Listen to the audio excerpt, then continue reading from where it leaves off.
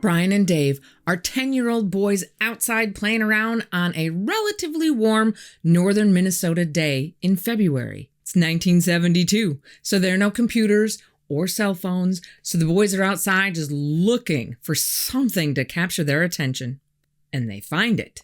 They're out walking down this old fire lane and they cross this frozen bog, and on the other side, they see a nice steep hill. And the boys look at each other with a spark of adventure in their eyes and say, "We can go sledding." So they start scrambling to the top as fast as their snow boots will take them. And when they get up there and look around, they see next to them is another steep hill. So they start climbing to the top of that one.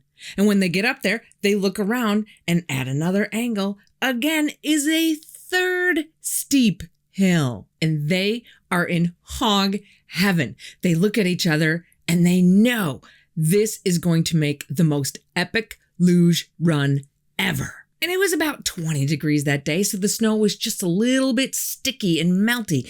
Perfect for snow construction. So they spent all afternoon making this awesome sledding run with curves and embankments going from the top of the third hill to the bottom of the first hill. But when they're done, they decide it's actually a little bit too warm outside to use it. If they try to use it now, the snow is too soft, and as they go around the corners, it's just going to bust apart. They have to wait for a day that's much colder. It needs to freeze.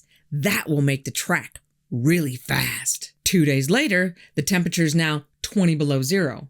Welcome to a Minnesota winter. When they remember their sled run, and they both agree, let's go sledding. It's super cold.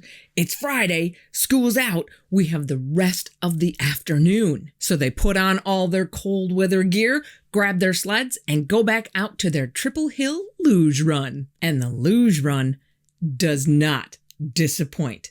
It is fast and it is crazy. Each of the boys makes 2 runs down the hill. And Brian can't remember who got to go first, but as it works out, when one is at the top, the other one is about halfway up the second hill. So when that person goes down, the next one is at the top of the hill. So they can just go back and forth all afternoon. And as Brian gets to the top for the 3rd time, he sets down his sled and, like a pro, surveys the 5 or 6 foot rut that leads to the edge of that big, steep first hill. But before he sits down on that sled to push himself to the point of no return, he takes a look around at what's at the top of that hill. And he's kind of looking around, and he looks behind him, and all that's really up there are a few barren hardwood trees, mostly smaller ones, a few poplars, and one big black spruce tree that's about 40 feet behind him. And he turns back around and he's about to jump on his sled, but something about what he just saw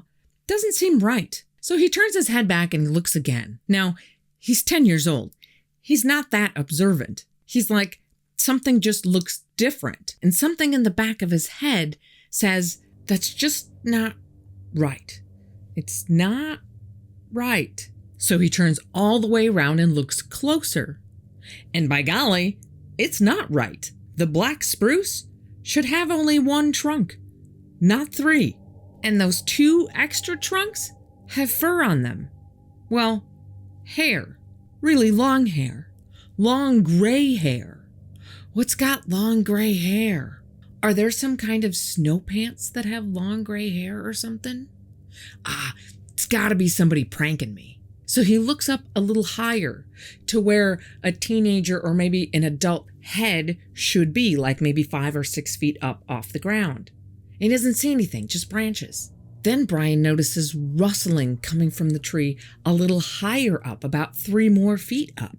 So he looks up a little higher, and at 9 feet, he sees a face looking down at him with its hands holding the tree branches apart. Something is looking down at him with a wide open mouth grin. Its face doesn't even look remotely human. It has a flat nose with 2 little slits for nostrils, a thick brow ridge, and a receding forehead. But he can't really see the top of its head because of the branches. But when it grins, he can see all of its teeth.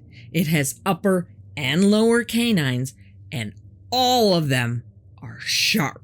And Brian turns around and he jumps on his sled and he starts heading down that hill as fast as he can. He's surprised he didn't melt the snow or start the hillside on fire. And at this moment, he doesn't even care if he flies off the embankment and kills himself or hits a tree. That's irrelevant. He just needs to get away from the monster. And as he's flying down the hill, about halfway down, Dave is on his way up and sees Brian coming. Dave doesn't even hazard a guess as to what is going on. He sees Brian's blood-drained face and bulging eyes as Brian yells, "Run like hell!" So as soon as Brian whooshes by, Dave drops his sled on the run and starts heading down the hill right behind him. And the next thing Brian remembers, he's back at his house 3 miles away. And he's just standing there thinking, where's Dave?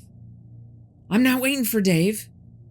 Why am I waiting for Dave? He had hysterical amnesia and forgot about the entire incident for 2 years. Until Dave has this little gathering with Brian and 3 or 4 other friends. And Dave says to Brian, "Remember that time we went sledding out at the end of the fire lane?" And Brian says, "No."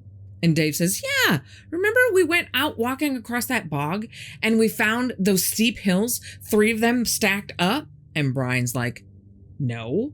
And Dave goes, "Yeah, you were coming down the hill really fast and you said run like hell." Boom!